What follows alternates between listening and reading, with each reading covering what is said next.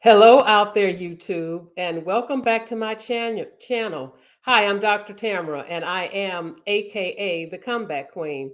And we're going to talk today about part two of stress busting so that we can live our best lives, and so we can live with courage, and so that we can be resilient, so that we can walk by faith and not by sight, so that we can live without regret. So that's what we're going to talk about today is how to get over the stress that we're all plagued with. And I'm not talking about day-to-day stress. I'm talking about when you get plagued with this lifelong stuff that you can't seem to shake. One thing that I can share with you as a clinical therapist and a certified life coach, I know that when you seek professional help, things do seem to look brighter. Sometimes it just gets that deep where you need to reach out for help. And so I'm saying to you here today, it's not, don't be ashamed about it. If you need professional help, you need professional help. There's a whole big surge now, especially since COVID, that we are really dealing with mental health issues. And so being anxious all the time, having panic attacks all the time, this is not healthy. So I suggest reaching out for some support. It doesn't have to be long term. Sometimes I work with people just 4 to 6 weeks. Coaching could be a little longer because we're really diving in to get some things. But guess what? You got two for one with me because not only am I a clinical therapist, I am also a life coach. And so that's what separates me sometime from the rest. I want you to live blessed and not stressed.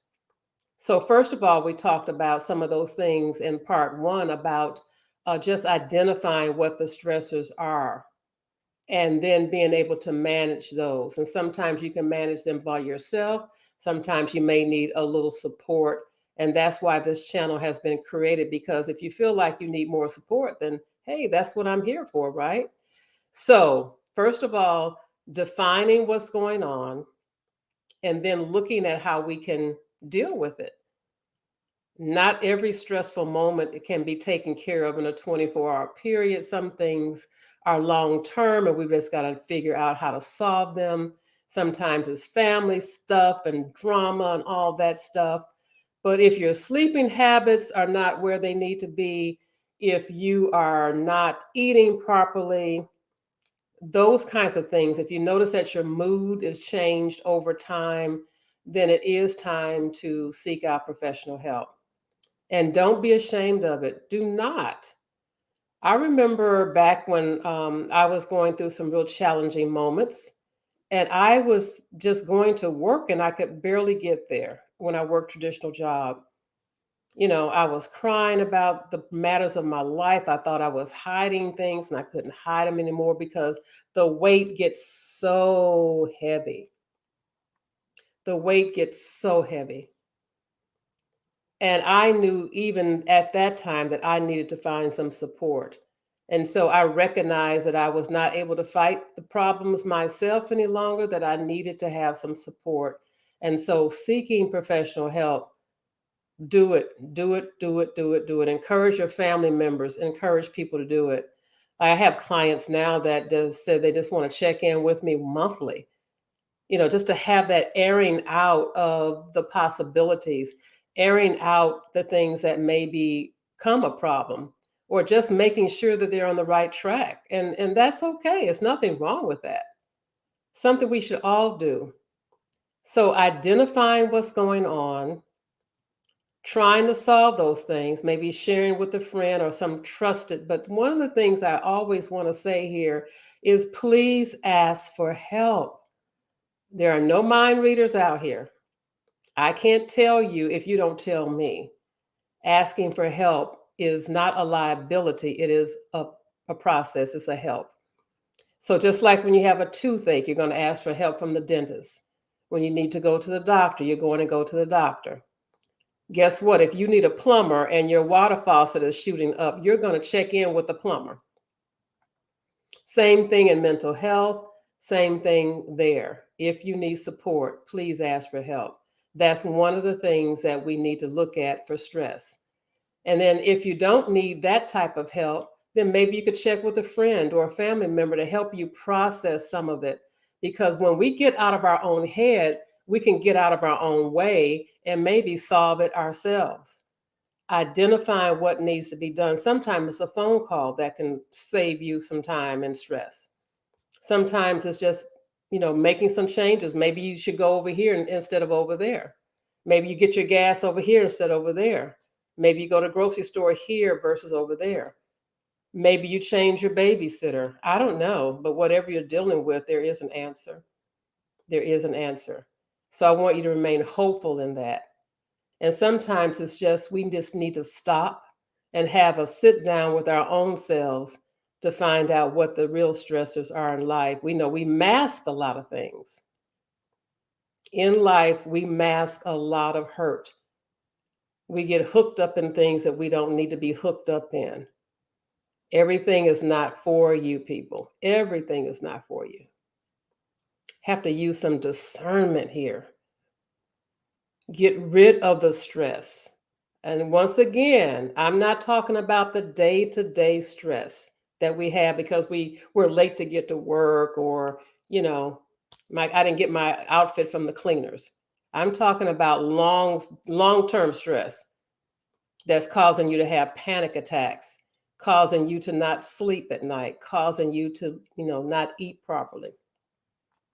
When you get there, that's when you need to get some resolve and learn how to ask for stress. It sounds simple, but I know some of you are just too proud to ask for help.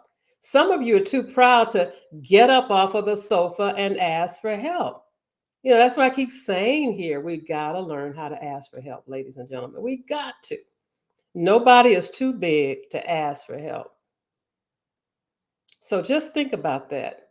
Consider it. Please consider it. You see my information. You need that support. That's what I'm doing here is to provide that type of support and to teach you some real things because I've been doing this work far too long and decided to go public in this channel to begin teaching the masses versus the clients I see because I feel like I can teach more people this way. Great testimonials, great things have been said about the work that I do. Yeah. And I work on myself too. Everything I teach here, I work on myself.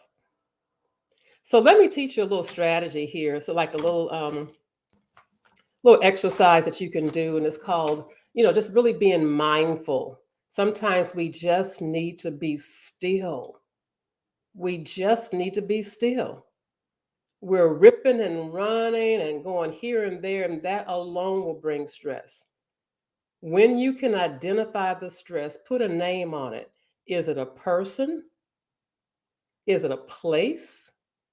Is it a thing? I had a client yesterday, her boss is causing her stress. And we talked about how to manage that because there are some stressors like a boss, you still got to deal with that person because you got to go to work. But there are still ways to solve that. Remember, take it off of you. It's not always about you, it's about your response. It could be them too, but it's how are you responding in these stressful moments? Are you going around cussing everybody out, having meltdowns, not eating, being mean? That has got to stop. That is not going to get you the life you love. That is going to bring you more heartache and headache than anything else can do. So buckle up for safety. Let's get going. Let me teach you this little mindfulness strategy, and I'm put my glasses on. So when you're feeling stressed at that moment, you can take a deep breath, and that's the whole key is breathing in. Just like I said earlier, when we open up our lungs, which most of us don't breathe in as much as we can according to the medical professionals, when you take that deep breath, it does something to your body, and that oxygen elevates the thinking. So taking a deep breath and learning how to manage your emotions. Sometimes you just have to be okay with what's going on. Sometimes it's not a time to just let everybody know how you feel. You got to learn how to use some discernment. So breathing in is one of the things. And then try some grounding exercises. Just sitting still and looking around you, whether you're outside or inside, and just being mindful of the blessings that God has given you. You have your health, you have a work, you have shelter, you have food. The basic things in life we should be grateful for these things. So being mindful, just being mindful about that, just sitting in a comfortable position and realizing that you have your limbs, that you're breathing in, that you have air, that you have your sight, whatever it is for you, being grateful and being mindful at that moment, just having a few minutes. And then, do you hear any sounds? Do you hear the birds chirping or music playing? Sometimes I do mindfulness exercises. I mean, it's beautiful if you can do it outside, sit on your patio or what have you, but just listen to the nature, the birds, the chirping, that kind of thing. Just listen to that. And sometimes this keeps you in the moment and it helps to bring you into the moment so that you can relax, taking your mind off of your own circumstances and then looking at what the blessings are in that moment, in that very second, taking in the air, being grateful. Because sometimes our stuff is not as bad as we think it really is. We have a tendency to be able to magnify some things, but being grateful, having that gratitude, and then being able to talk to yourself, doing your own self talk. I'm capable, I'm strong, I can get through this. Feed yourself the positive things, and get away from telling yourself what you cannot do. Because I am here to tell you, you can do all things through Christ who strengthens you, right? So listen, I hope that this has been helpful. This is just some real minor things to consider, but as you grow in being mindful, you'll learn how to move some of this stuff off of your plate. Seeking professional help if you need to, asking a friend for help, asking a neighbor, maybe a coworker. Sometimes other people know some things that can help you be your best. And then sometimes knowing what to say, what not to say, when to speak and not to speak. Hey, all you can do is try it. If you don't try some of these things, you'll never get to the other side. So I am Dr. Tamara. I'm signing off, people, and I'm saying get up off of that sofa and make some things happen. All right, see you next time. Take care.